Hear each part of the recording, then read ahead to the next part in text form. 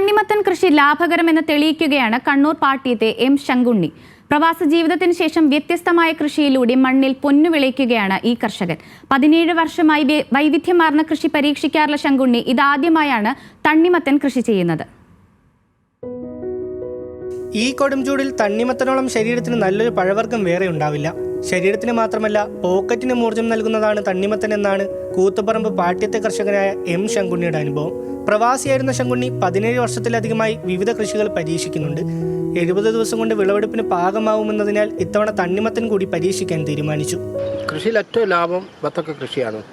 ഇതിന് പിന്നെ ഇതിൻ്റെ ഒരു ചെറിയൊരു രീതി ഞാൻ പറഞ്ഞ രീതി വെച്ച് കഴിഞ്ഞാൽ 70 ദിവസം കൊണ്ട് ഇതിന് വിളവെടുപ്പ് നടത്താം. നട്ടിട്ട് 70 ദിവസം കൊണ്ട് ഇതിന് വിളവെടുപ്പ് നടത്താം. മറ്റുള്ള കൃഷി പോലെയല്ല. പിന്നെ ഇതിപ്പോൾ ഞാൻ കുറച്ചും കൂടി ഒരു 2 ആഴ്ചത്തെ ഗ്യാപ്പും കൂടി വേണം. പക്ഷെ മഴയായതുകൊണ്ട് പെട്ടെന്ന് എടുത്തതാണ്.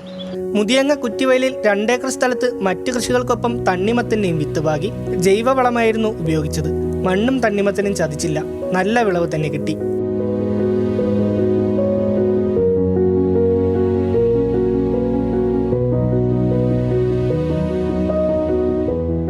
വിളവെടുത്ത തണ്ണിമത്തൻ മുഴുവനായും പഞ്ചായത്ത് പരിധിയിൽ തന്നെ വിൽക്കുന്നത് കൃഷിഭവൻ ഏറ്റെടുത്തു. ജില്ലയിലെ മികച്ച കർഷകനുള്ള പുരസ്കാരം നേടിയ ശങ്കുണ്ണി കൃഷിയിൽ വൈവിധ്യങ്ങൾ പരീക്ഷിക്കാറുണ്ട്. ന്യൂസ് മലയാളം, കണ്ണൂർ.